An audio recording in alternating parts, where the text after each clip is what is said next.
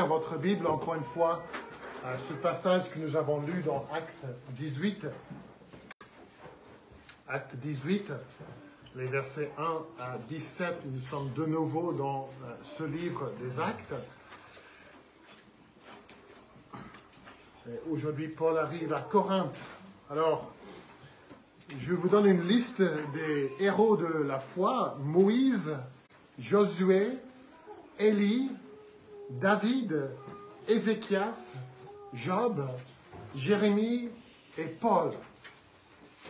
Qu'est-ce que ces serviteurs de Dieu ont en commun? On pourrait dire que ce sont tous des hommes de Dieu qui ont fait de grandes choses pour le Seigneur. Et ça serait une bonne réponse. Mais ce sont aussi des serviteurs de Dieu qui ont tous traversé des périodes de profond découragement et même de désespoir. Oui, ça arrive même aux plus grands des serviteurs de Dieu de traverser des périodes noires. Si jamais quelqu'un vous dit que la vie chrétienne est une vie où on est toujours souriant, toujours positif, où tout se passe bien tout le temps, où on n'a jamais de soucis, renvoyez cette personne loin de vous pour toujours, parce qu'elle vous dit des mensonges. Et sachez que le découragement et le désespoir ne sont pas limités aux grands serviteurs qui ont un ministère public. Tout disciple de Jésus-Christ peut passer par des périodes pareilles, des périodes noires. Tout disciple de Jésus-Christ peut être découragé, y compris vous et moi. Et souvent, c'est les personnes, en fait, on ne s'attend pas du tout à ce que telle ou telle personne soit découragée. On peut maintenir une façade, mais dans notre cœur, notre esprit, le découragement peut s'installer et peut rester des jours, des semaines, des mois, voire des années. Et dans le service du Seigneur, on peut se trouver dans des situations décourageantes, épuisantes spirituellement et physiquement. Et c'est le cas pour l'apôtre Paul dans le chapitre 18 du livre des Actes. Dans ce chapitre, nous voyons un homme découragé à la fin de son deuxième voyage missionnaire. Et dans les versets 1 à 18, on voit pourquoi Paul est découragé. Et nous voyons comment Dieu agit pour l'encourager, pour changer sa situation. Nous voyons comment Dieu encourage et fortifie son serviteur brisé. Et peut-être qu'aujourd'hui, vous avez besoin, vous, d'encouragement et dans votre service du Seigneur. Vous êtes découragé, vous êtes épuisé peut-être, démoralisé. Et peut-être qu'ensemble, en tant qu'une Église, nous avons besoin d'encouragement ce matin. Et si ce n'est pas le cas aujourd'hui, ce sera le cas un jour. Où est-ce qu'on va se tourner quand on a besoin de cet encouragement? Alors on va regarder ce passage ensemble. On va voir deux choses principales. D'abord, le serviteur de Jésus découragé. Le serviteur de Jésus découragé. Au chapitre 18, Paul arrive à Corinthe découragé. Déjà dans ce deuxième voyage missionnaire, on a vu Paul dans toute une série de villes où il annonce l'évangile. Il y a des conversions. Et ça, c'est plutôt encourageant. Des Juifs et des païens trouvent le salut en Jésus-Christ. Mais dans chaque ville, il y a aussi de l'hostilité. Il y a de l'opposition. On a vu ça tout au long de cette série. Il y a de l'hostilité envers l'évangile, surtout de la part des Juifs. Le peuple dont Paul fait partie, le peuple qu'il aime tant. Paul est faussement accusé, il est jeté en prison, il est lapidé, il est humilié, il est chassé de la ville, il est battu. Il est battu à 2 doigts de la mort, vous vous souvenez? Imaginez l'impact physique, uniquement physique, et puis mental et spirituel de tout ça, de tout ce qu'il subit. Voir la haine sur le visage des gens qu'on aime, pour qui on a un fardeau. Entendre de la haine dans leurs propos, ça brise le cœur du serviteur. Paul a connu une immense souffrance pour l'évangile de Jésus-Christ. Tout ça avant même d'arriver à Corinthe. Et puis il faut dire qu'à Corinthe, ce n'est pas la destination la plus facile pour un missionnaire découragé. C'est une ville bien connue comme un centre d'immoralité sexuelle.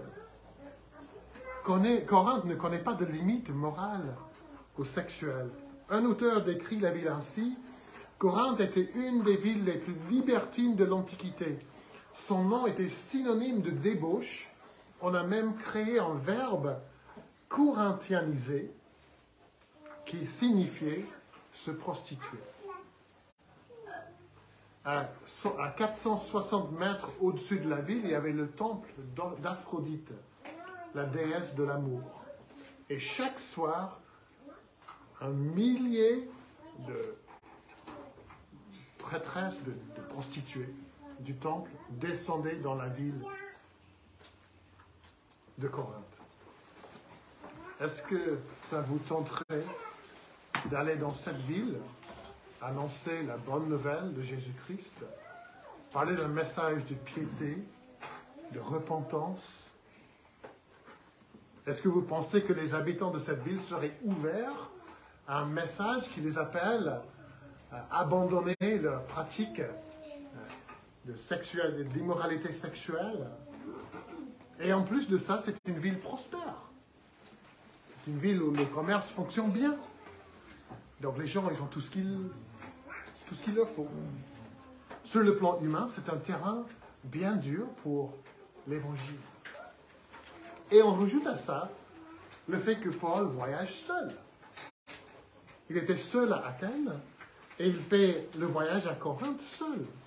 Ses compagnons dans son œuvre missionnaire arriveront plus tard, Silas et Timothée. Le verset 5 nous dit.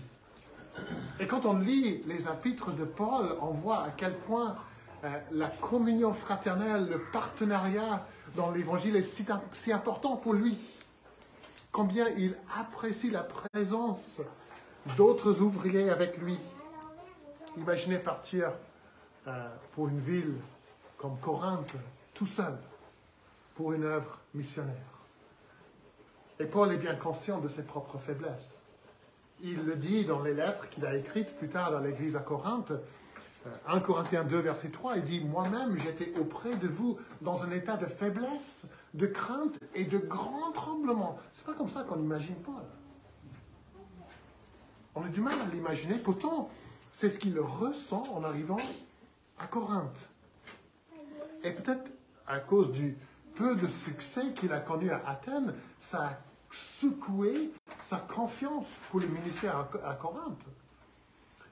Chapitre 17, 34, le chapitre précédent, nous disons que quelques-uns à Athènes crurent. Quelques-uns, pas beaucoup. Il y a clairement une lutte qui se passe dans la tête de Paul avant même d'arriver à Corinthe sur l'efficacité du message qu'il annonce. Nous lisons dans 1 Corinthiens 2, verset 2, « Car, Paul dit, j'avais décidé de ne connaître parmi vous rien d'autre que Jésus-Christ et Jésus-Christ crucifié. » Donc, il décide, ça c'est le message que je dois prêcher, et j'avais décidé, ça montre qu'il y a une lutte, il y a une réflexion, une discussion qui a lieu en lui. Est-ce que c'est le bon message? Oui. Est-ce que ça va vraiment porter du fruit? Oui. Donc, il a dû se convaincre de l'efficacité du message. Faut-il pas modifier le message pour une ville comme Corinthe? Non. Et quand Paul arrive à Corinthe, au verset 3, nous voyons qu'il ne peut pas se consacrer à plein temps au ministère de l'Évangile. Il va à la synagogue chaque sabbat. Dans d'autres villes, il y allait tous les jours. Donc il est bien possible que Paul soit frustré. Il est obligé de travailler avec ses deux nouveaux amis, il est obligé de travailler pour se soutenir financièrement. Et ça veut dire qu'il n'a pas le temps qu'il voudrait pour se consacrer à un ministère à plein temps. Et ça peut être décourageant quand nos circonstances ne nous permettent pas de nous consacrer comme nous voudrions. On peut se sentir frustré par un manque de temps, un manque de ressources, un manque de main-d'œuvre pour le ministère. Si seulement nous étions plus nombreux, si seulement nous avions plus de temps, si seulement nous avions les moyens. Donc on peut comprendre pourquoi Paul est découragé. Et il est découragé aussi parce qu'encore une fois, il se trouve face à une foule hostile à Corinthe. Verset 6. Les Juifs s'opposaient à lui avec des blasphèmes. Encore une fois, une réaction hostile de la part de son peuple. Et cette violence est telle que Paul se sent obligé d'arrêter son ministère parmi les Juifs, d'aller vers les païens. Qu'est-ce que ça a dû être dur pour Paul?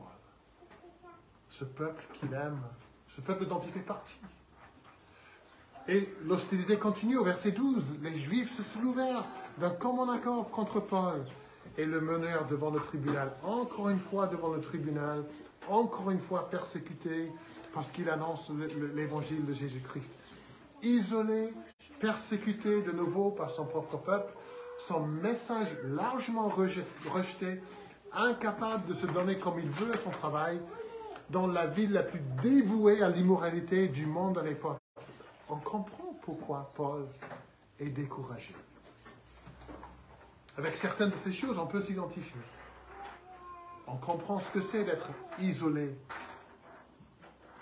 au service du Seigneur. C'est décourageant de se sentir seul dans le service du Seigneur, seul dans sa famille, seul dans son travail, seul dans son école, seul dans son groupe d'amis, dans son équipe, minoritaire dans la société. C'est dur.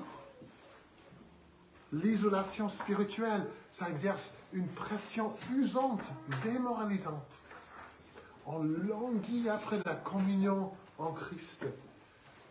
On désire plus que toute autre chose des amis qui aiment le Seigneur, des amis avec qui on peut partager, avec qui on peut travailler, on peut prier, des amis qui comprennent la communion.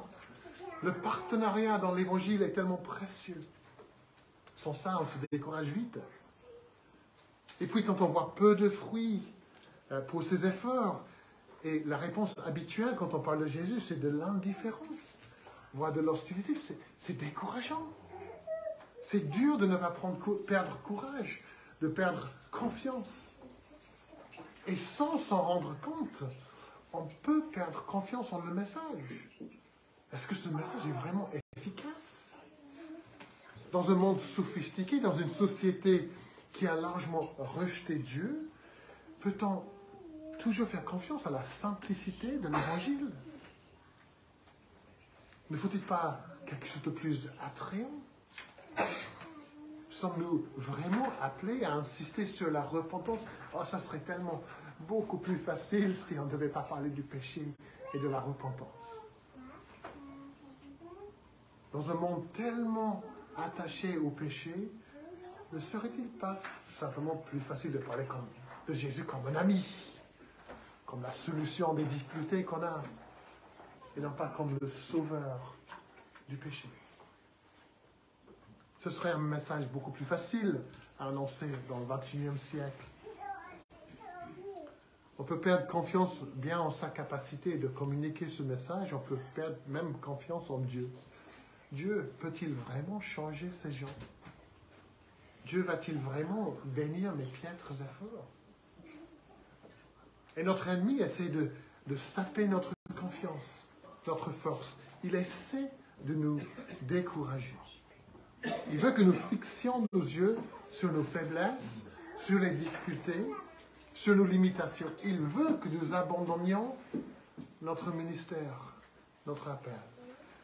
C'est ce qu'il essaie avec Paul et c'est ce qu'il essaie avec nous aussi. Alors voyons comment Dieu intervient pour encourager son serviteur Paul et comment Dieu peut intervenir pour nous encourager, nous qui sommes peut-être ce matin découragés. Et ça, c'est la deuxième partie de notre prédication, le disciple découragé, encouragé. Le disciple découragé, encouragé. On va voir trois façons dans ce passage dont Dieu encourage l'apôtre Paul, et trois façons dont il nous encourage aussi. Par d'abord son peuple, par sa puissance et par ses promesses. Donc, 3 P, faciles à retenir, par son peuple, par sa puissance et par ses promesses. D'abord, Dieu encourage par son peuple. Verset 2, Paul arrive à Corinthe, il ne connaît personne. Paul y rencontra un juif appelé Achias, né dans la province du Pont. Il venait d'arriver d'Italie avec sa femme Priscille, parce que l'empereur Claude avait ordonné à tous les Juifs de quitter Rome. Le verset 3 nous dit que Paul demeura chez eux pour travailler ensemble. Dans la bonne providence de Dieu. Quand Paul arrive à Corinthe, seul, il trouve un couple de réfugiés zélés pour le Seigneur. Ce couple a dû quitter Rome à cause de la persécution et il se trouve à Corinthe, pile poil au moment où Paul a le plus besoin de communion fraternelle. Grâce à leur présence à Corinthe, Paul n'est plus seul. Les réfugiés.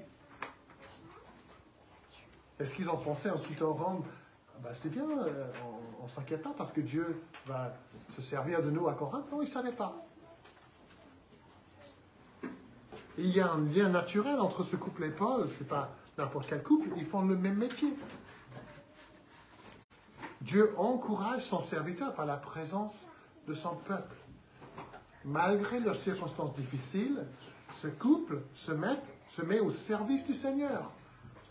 Ce n'est pas les circonstances qu'ils choisiraient pour eux-mêmes, mais ils cherchent à servir là où Dieu les a placés. Ils seront disponibles pour servir. Plus tard, dans son épître aux Romains, Paul va les décrire comme mes compagnons d'œuvre en Jésus-Christ. Et on va voir qu'ils mettent leur maison à la disposition de l'Église. Ce n'est pas la situation qu'ils auraient choisie pour eux-mêmes, mais ils se trouvent là à Corinthe et ils disent comment est-ce qu'on peut encourager, comment est-ce qu'on peut servir. Et ils servent ensemble pour expliquer l'évangile à Apollos au verset 26 de ce chapitre. Priscille et Aquilas le prient avec eux pour lui expliquer plus exactement le chemin en Dieu. Donc, ils disent où est-ce qu'on peut servir? Qu'est-ce qu'on peut faire pour servir? Ce sont des réfugiés, mais ce sont des gens fiables qui servent ensemble dans l'œuvre de l'Évangile. Ils sont exactement ce dont Paul a besoin. Les circonstances défavorables des uns et des autres ne les empêchent pas d'être un encouragement pour les autres dans l'Église. Et peut-être que vous dites que votre situation n'est pas idéale, n'est pas facile pour servir. Les circonstances de votre vie ne sont pas celles que vous choisiriez vous-même. Mais il ne faut pas laisser ça vous empêcher de servir là où Dieu vous a placé. Si vous êtes là, c'est dans la bonne providence de Dieu. Et si on attend des circonstances parfaites pour servir, on attendra très longtemps. Il peut y avoir des difficultés de langue, des difficultés de la situation familiale. Ouais, il peut y avoir toutes sortes de difficultés. Mais avec la situation que vous avez, là où Dieu vous a placé, cherchez à servir, à encourager. Cherchez à servir le Seigneur. Dieu vous a placé là pour servir et pour encourager. Dieu vous ouvrira des portes.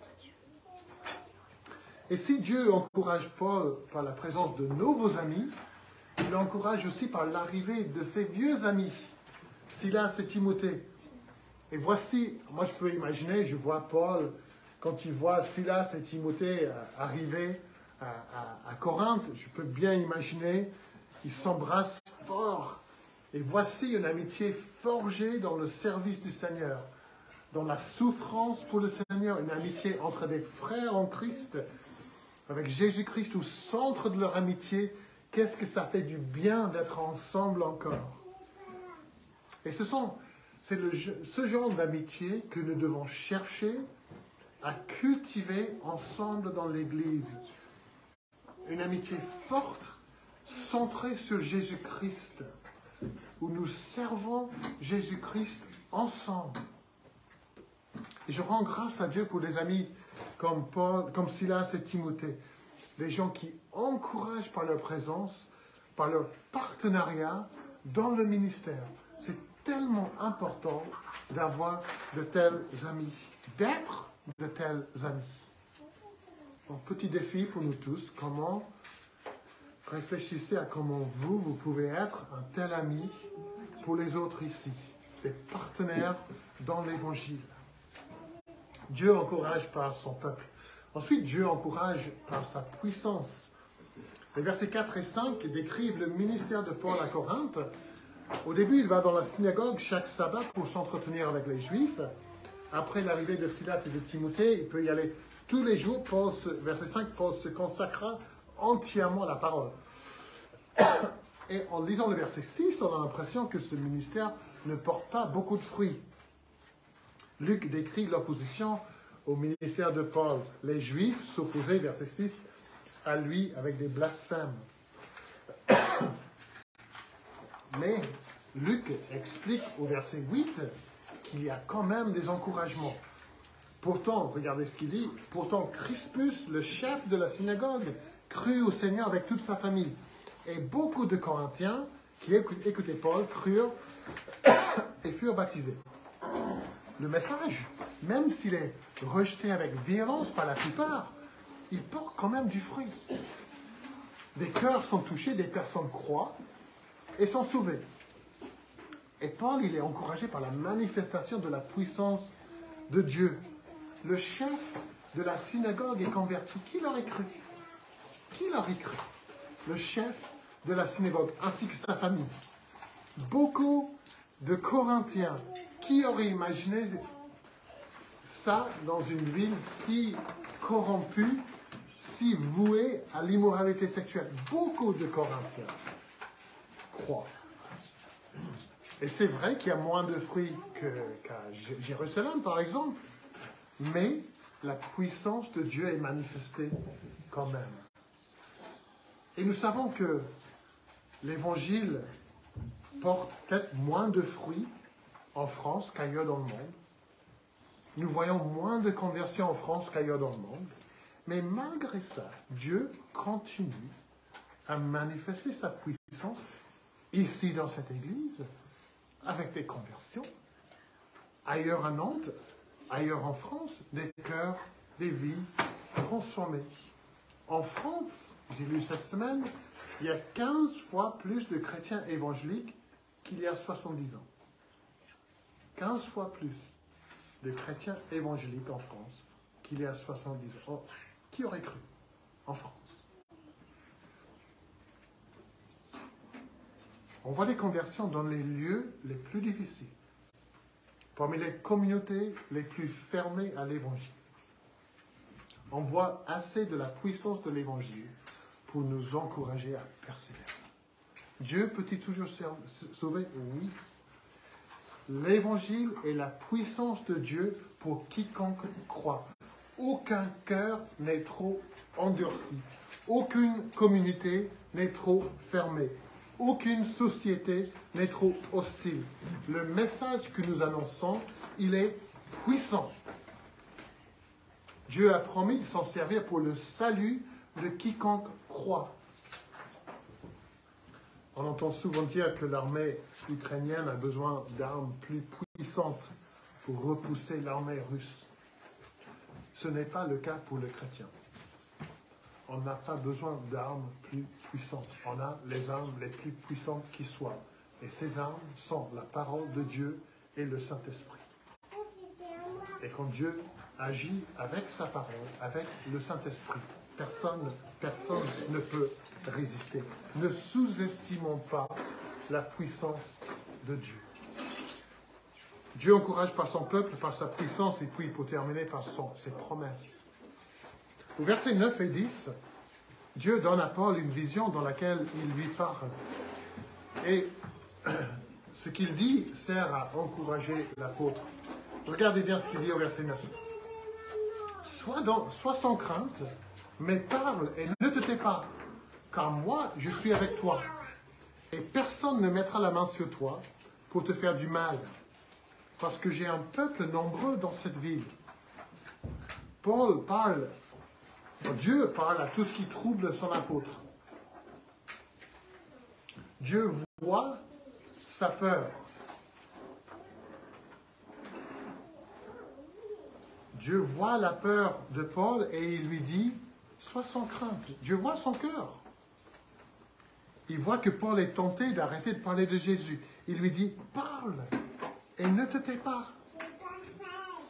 Mais comme partout où Dieu exhorte, il dit pas simplement n'aie pas peur. Il dit pourquoi il ne faut pas avoir peur. Il dit pourquoi il faut continuer à parler. Alors qu'est-ce qu'il dit? Pourquoi ne pas avoir peur? Je suis avec toi. Paul, tu n'es pas seul. Paul, tu n'es jamais seul. Et tu ne seras jamais seul, comme moi j'ai promis d'être avec toi jusqu'à la fin du temps. Et puis à Paul, qui avait tant souffert aux mains cruelles de ses ennemis, Dieu donne une promesse, une deuxième raison pour ne pas avoir peur. Il dit, personne ne mettra la main sur toi pour te faire du mal. Alors il faut comprendre que ce n'est pas une promesse universelle donnée à tout chrétien, en tout lieu et en tout temps.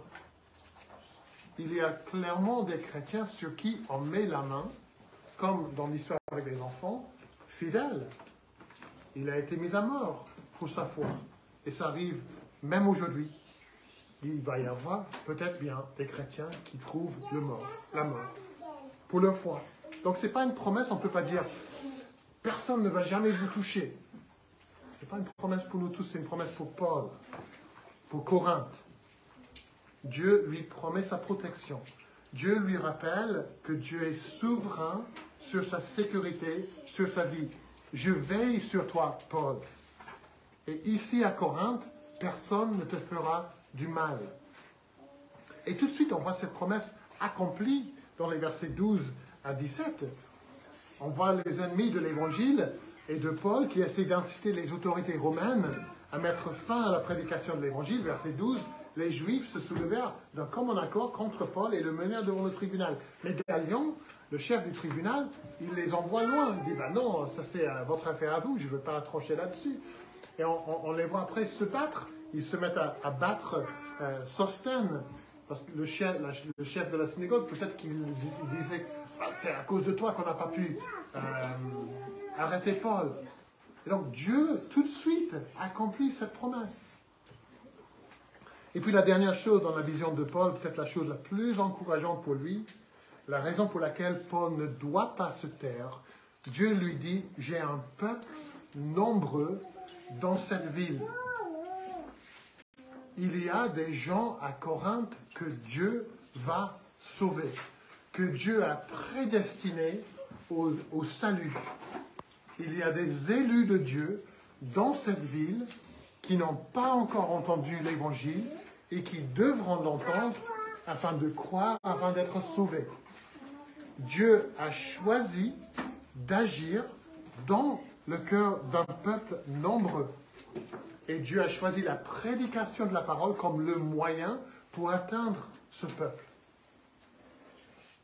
Alors Paul dit Dieu, il ne faut pas te taire.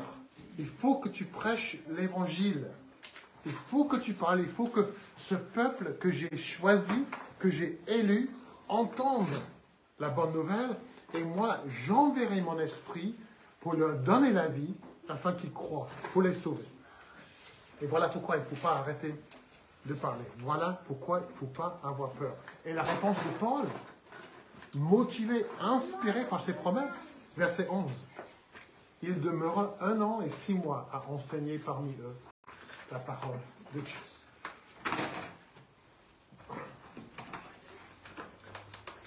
Le serviteur découragé devient le serviteur encouragé par le peuple, par la puissance et par les promesses de Dieu.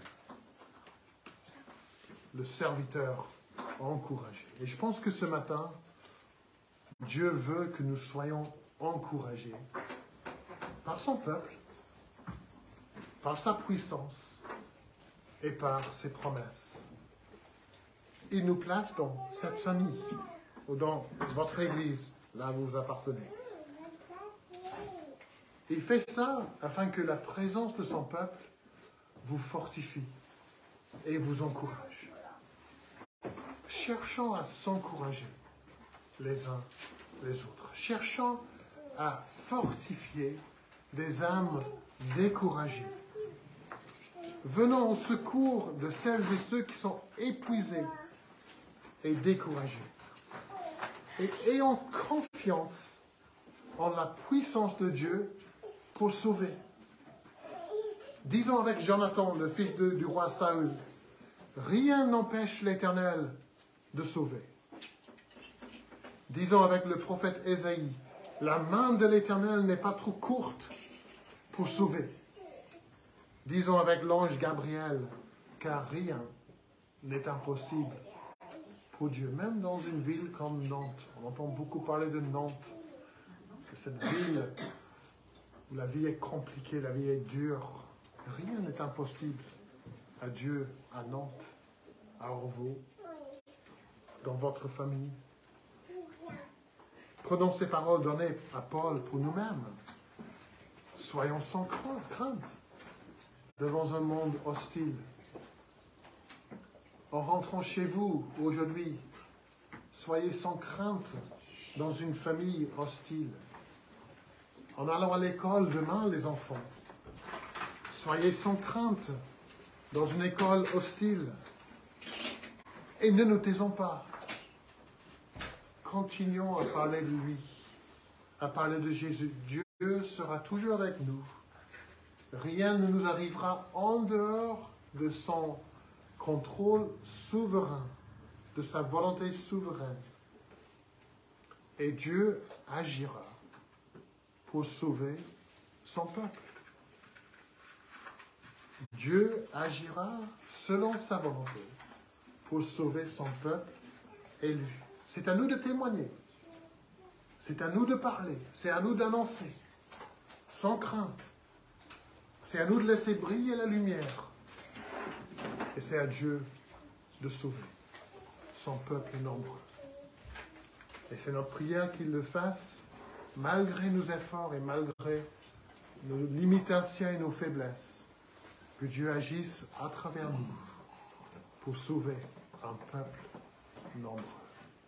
Amen.